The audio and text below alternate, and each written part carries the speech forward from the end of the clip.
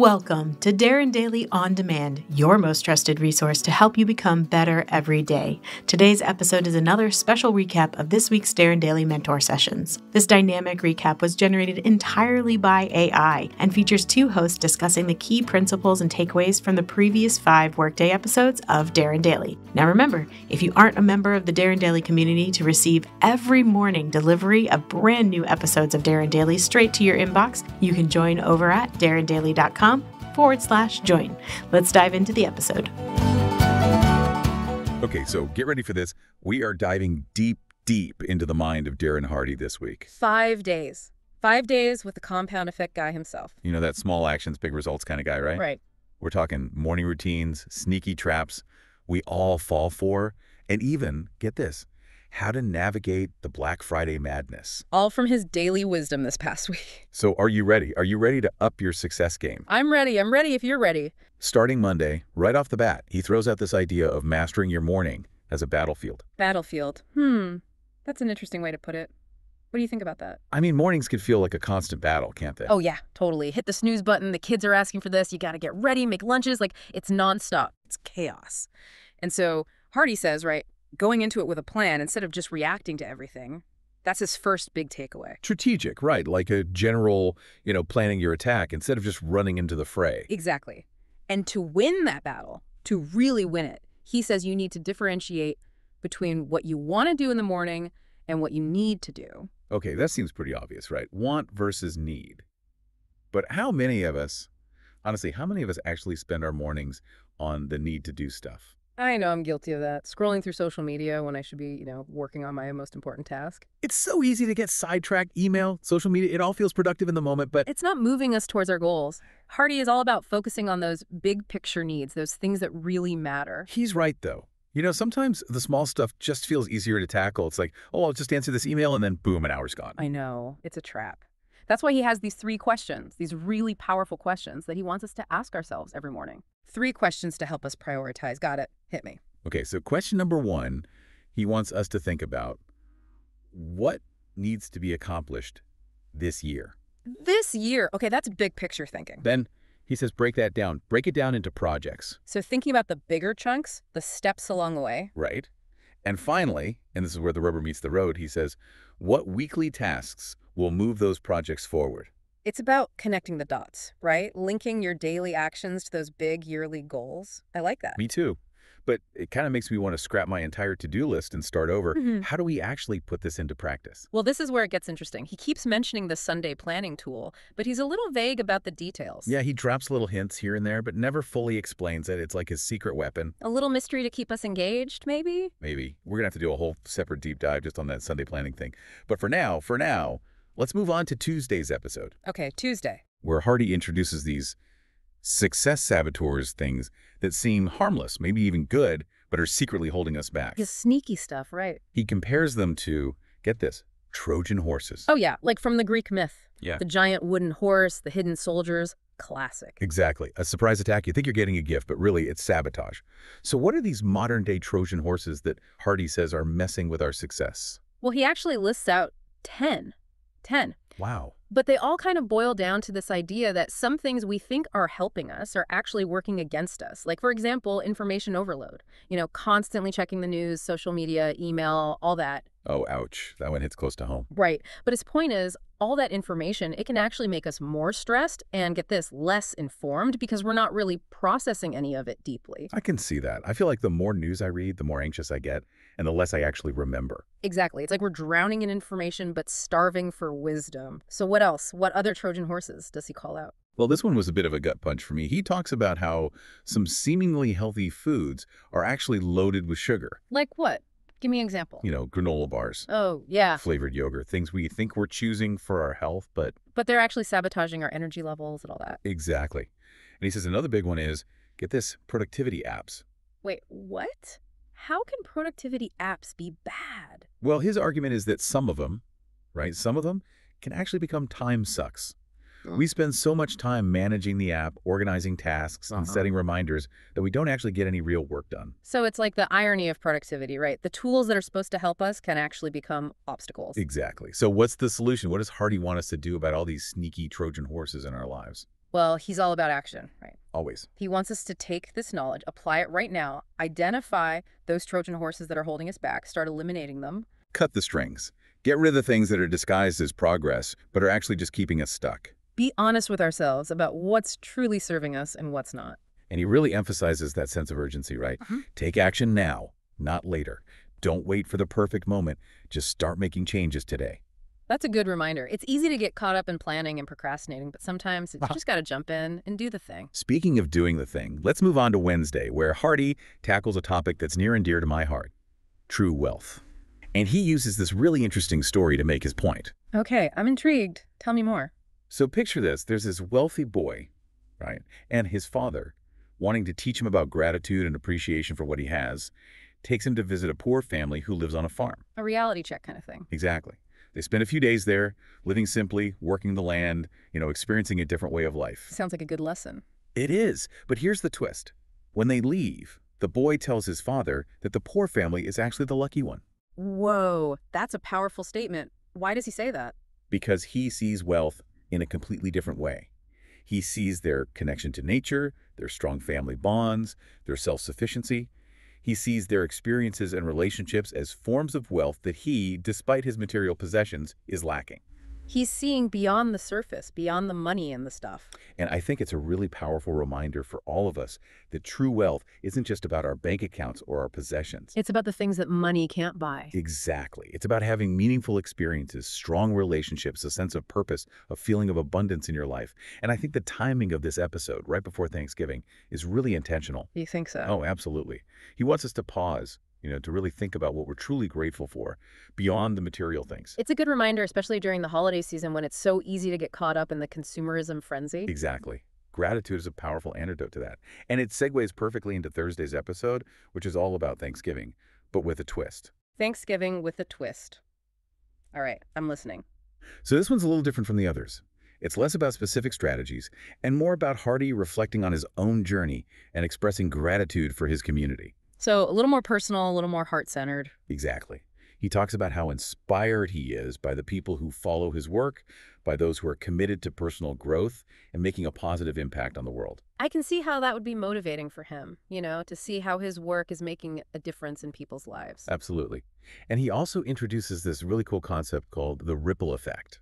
Ripple effects. It's the idea that when we invest in our own growth, when we strive to become better versions of ourselves, that positive energy ripples outwards, influencing our families, our communities, and eventually the world. It's like that butterfly effect thing, right? Small actions can have big consequences. Exactly. It's empowering to think that just by working on ourselves, we can make a positive impact on the world. It's a reminder that we're all connected, that our actions have consequences, and that we have the power to create positive change. It ties back to that idea of true wealth, right? It's not just about what we accumulate for ourselves, it's about the impact we have on others. So what do you think? Does this episode feel a little different from the others to you? A little, yeah. But I think it's an important message, especially coming after the episode on true wealth. It's like he's saying, okay, we've talked about defining success on our own terms. Now let's think about how our success can benefit others. I like that interpretation. Success isn't just about personal gain. It's about using our talents and resources to create a better world. It's about living a life that's both successful and significant. Well said.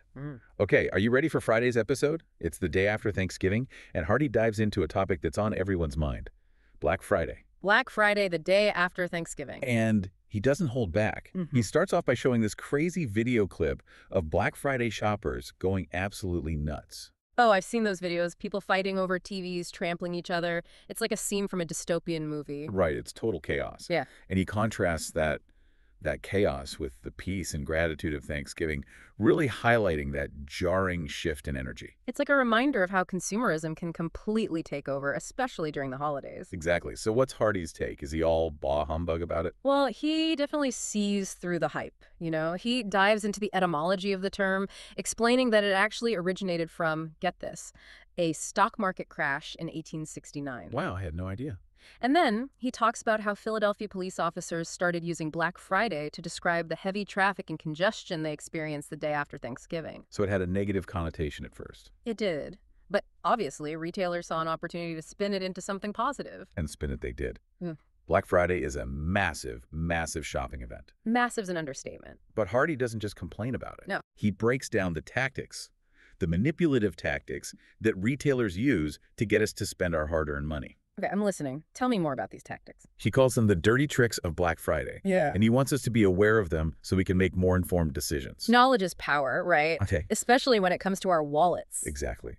So are you ready to learn about these dirty tricks? Hit me with it. What's trick number 1? Trick number 1, the bait and switch. Bait and switch. Oh, I know this one. That's when they advertise amazing deals to get you in the store, but then those items are mysteriously sold out. Ugh, I hate when that happens. It's so frustrating. And it's totally designed to make you impulse buy something else, something you didn't even plan on getting. Exactly. Hardy even shares this anecdote about how Adidas does this to him all the time. Really? Even Darren Hardy falls for it. He says he gets these notifications for flash sales, but then when he clicks through, the items he actually wants aren't even included in the sale. It's like they're playing with our emotions. Dangling a carrot and then snatching it away. Okay, are you ready for dirty trick number 2? I think so, yeah. What else do they got? Okay, trick number 2, derivative product sales. Derivative product sales? What's that? So this is when retailers offer deep discounts on products that, look like the real deal, but Yeah. they're actually made with cheaper materials, or they're like older models, outdated versions. So you think you're getting a great deal, but you're actually getting a lower quality product. Exactly. It's all about creating the illusion of a bargain. Sneaky. All right, ready for the final dirty trick? This one's the most insidious, in my opinion. Bring it on. Hardy calls it the phantom sale. The phantom sale. I like how dramatic that sounds. Retailers intentionally raise prices in the weeks leading up to Black Friday, Okay. so they can then mark them down and make it seem like you're getting a huge discount. So those sale prices, they're actually just the regular prices. Precisely. Hardy uses this fascinating example from JCPenney. JCPenney. Ron Johnson, their former CEO, he tried to eliminate this deceptive pricing strategy. He introduced honest, everyday low prices, but get this, What happened? it backfired. Sales plummeted. Why? Customers were so accustomed to seeing those inflated prices and then feeling like they were getting a deal that when Johnson introduced those honest prices, people felt like they weren't saving money, even though they were paying the same amount. Wow, that's incredible. It just shows how powerful our perception of value is. It really does. We can be so easily manipulated by these psychological pricing tricks. So what's the solution? What does Hardy suggest we do instead? He proposes an alternative, Green Friday. Green Friday, I like the sound of that. What is it? Instead of participating in the consumerist frenzy, he encourages us to invest in ourselves, to focus on personal growth, spend the day reading, watching educational content, working on a skill, anything that contributes to our development, rather than depleting our bank accounts and cluttering our homes with more stuff. That sounds like a much more fulfilling way to spend Black Friday. And it aligns perfectly with his whole compound effect philosophy, right? Absolutely. Small, consistent actions, even on Black Friday, can lead to big results in the long run. And you know what? He even offers to reopen access to his previous Thanksgiving episodes. Really? So listeners can catch up on any valuable insights they might have missed. That's really generous of him. It shows how much he cares about his community. He wants to see people succeed. He does. So, from battling our morning routines to outsmarting Black Friday, we've covered a lot of ground with Darren Hardy this week. It's been a whirlwind. What stands out to you the most from all of this? I think what's most impressive is how he ties together all these seemingly different topics, morning routines, gratitude, consumerism, into a cohesive philosophy of success. It's not just about achieving goals, it's about living a life that's aligned with our values and priorities. I completely agree. He challenges us to be more mindful of our choices, more intentional with our time and energy, and more focused on what truly matters. And he does it in a way that's so relatable and actionable. He's not just talking about these abstract concepts. He's giving us concrete strategies that we can actually implement in our lives. And he's not afraid to call us out on our BS. Yeah, totally. He's not sugarcoating anything. He's telling us the truth, even when it's uncomfortable. But he does it in a way that's motivating, like he believes in us and he wants us to succeed. I get that feeling too. It's like he's saying, hey, I know this is hard, but you can do it. I'm here to help. So as we wrap up part 1 of this deep dive, what's resonating with you the most? What's sticking with you from all of this? For me, it's that concept of the success saboteurs. It's so easy to fall into those traps thinking we're being productive when really we're just busy. I know, right? It's a constant struggle. I'm definitely going to be more mindful of the things that are secretly holding me back. Me too. And for me, I think it's that story about the boy and the farm. It's such a powerful reminder that true wealth isn't about what we accumulate. It's about how we live and who we become. It's a good reminder to focus on the things that truly matter. Exactly. So we've got a lot more to unpack from Darren Hardy's Week of Wisdom, including how we can apply these ideas in our own lives. So much good stuff. But for now, I think it's time to take a breath, maybe grab a cup of coffee or tea, and let all this goodness sink in. We'll be back soon for part 2, where we'll delve even deeper into Hardy's insights. Looking forward to it. Welcome back. It's wild, right? Hardy keeps mentioning this Sunday planning thing, but he's super vague about it. I know, it's like he's dangling this secret weapon in front of us, but not letting us fully see it. Is it a planner? An app? Some kind of top secret ritual? It's driving me crazy. Like, is it the key to unlocking all his other advice? Maybe. It definitely makes you want to dig deeper, figure out what it's all about. Maybe that's his intention, to make us curious, to get us to take initiative. That's true. He is all about action, not just passively consuming information. Maybe Sunday planning is a whole philosophy in itself. We'll have to do a separate deep dive on that for sure. Agreed. But for now, let's get back to this week's content. We left off talking about Hardy's Green Friday concept, which I gotta say initially sounded kind of crazy to me. I know, right? Like, skip Black Friday deals. The deals. Yeah, I mean, those noise-canceling headphones are calling my name. But the more I think about it, the more I see how it fits with Hardy's overall message. It's like a challenge, right? A challenge to our assumptions about what success really means. Are those Black Friday wins actually aligned with our long-term goals? Exactly. What if, instead of that fleeting rush of a bargain, we invested that time and energy into something that would actually make a lasting impact? It's a mental cleanse from all that consumerist hype. Totally. It's so easy to get swept up in that frenzy of wanting the latest gadgets or clothes, especially when everyone's doing it. But what if we took a step back and asked ourselves, what do I really need right now? What would truly enrich my life, not just my stuff collection? It reminds me of that saying, invest in experiences, not things. Those Black Friday deals might give us a temporary high, but it's those memories, the memories of learning a new skill or spending quality time with loved ones, those are the things that truly matter. And they compound over time, just like Hardy talks about in his book. Those small investments in personal growth, they add up to create a life that's both successful and meaningful. Okay, let's get practical here. How could we actually implement Green Friday? What would that look like? Well, for me, I've been meaning to learn more about meditation. Maybe I'd finally download that app everyone keeps talking about and spend a few hours just learning the basics. I love that. I've been putting off taking a photography class. Maybe this is the perfect excuse to finally enroll. Or maybe just spend the day curled up with a good book, away from all the chaos. Yeah, create your own little sanctuary of peace and quiet. It's about consciously choosing to do something that nourishes your mind, body, or soul. And it doesn't have to be a solo thing, right? You could get together with friends or family who share similar interests and learn something new together. Oh, I like that. It could be a potluck where everyone brings a dish and shares a skill they're passionate about. Or a book club meeting to discuss a book on personal development. The possibilities are endless. It could be a whole new tradition, a way to reclaim the holiday season. But it's important to acknowledge that not everyone can just opt out of Black Friday, right? Yeah, absolutely. Some people might not have the financial flexibility to skip those deals, or they might have family obligations that take priority. Exactly. So it's about finding a way to honor the spirit of Green Friday in a way that works for you. Maybe it's setting aside an hour in the morning to read or meditate before heading out to do some strategic shopping. Or choosing to buy experiences rather than material goods. Right. The point is to be intentional and make choices that are aligned with your values, whatever those may be. It's about creating awareness around our spending habits and asking ourselves, is this purchase actually adding value to my life, or am I just getting swept up in the hype? So, speaking of things that might be holding us back, let's revisit those success saboteurs that Hardy warned us about. You mentioned that information overload can actually make us less informed. Can you expand on that a little? Well, think about how our brains work, right? When we're constantly bombarded with information from all directions, our attention gets fragmented. Like we're trying to juggle too many things at once and everything ends up falling apart. Exactly. We become accustomed to skimming headlines and scrolling through social media feeds, but we're not really absorbing the information in a deep, meaningful way. It's like snacking on information instead of sitting down for a nourishing meal. We might feel full, but we're not actually getting the nutrients we need. Perfectly put. And I think that can lead to a false sense of knowledge.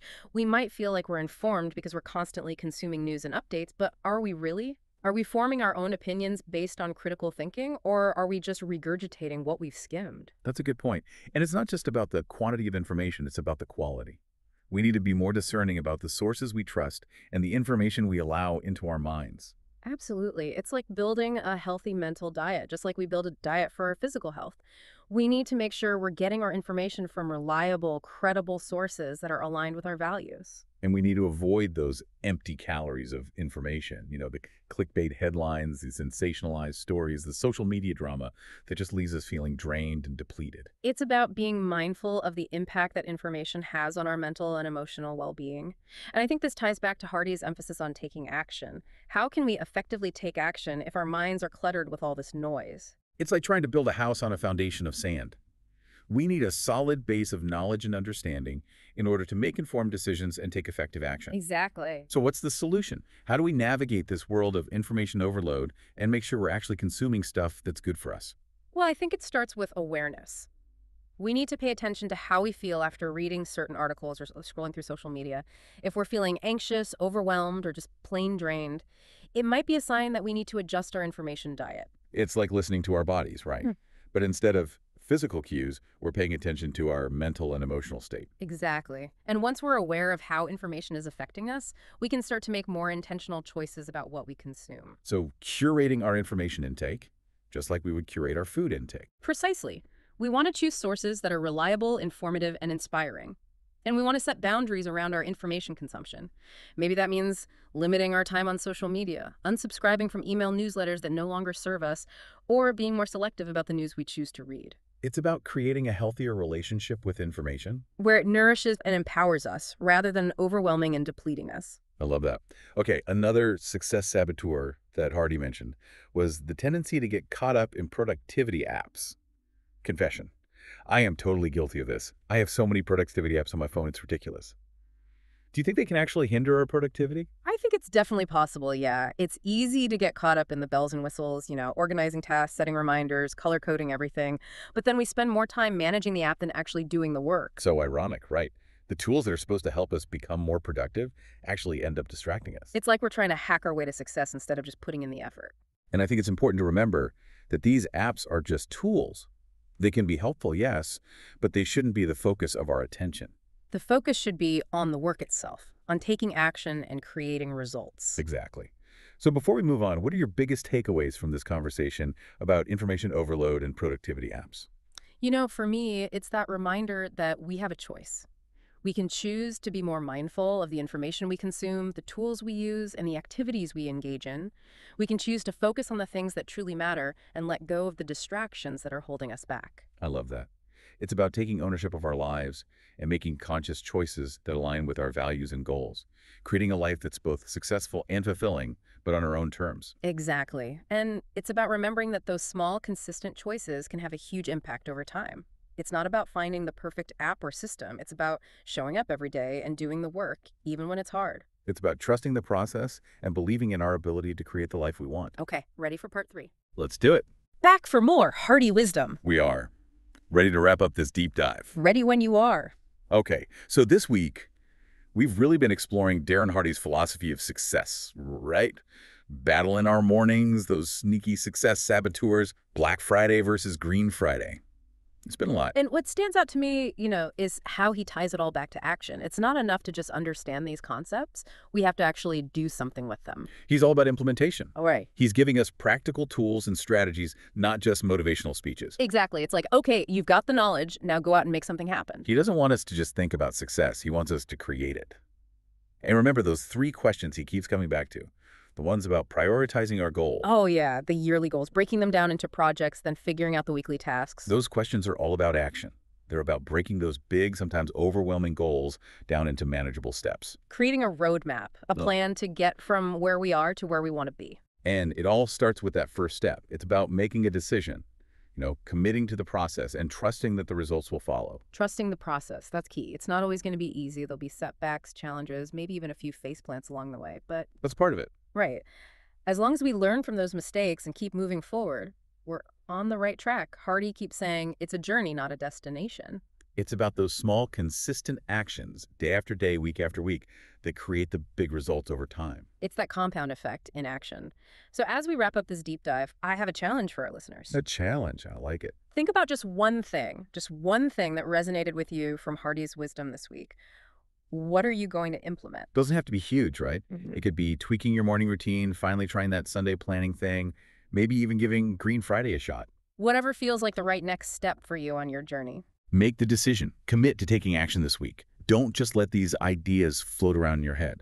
Put them into practice and see what happens. Remember, knowledge is only potential power. It becomes real power when we act on it. We're all on this journey together, so let's support each other. Exactly. Until next time, keep learning, keep growing, and keep striving to be the best version of yourself. See you next week for another deep dive.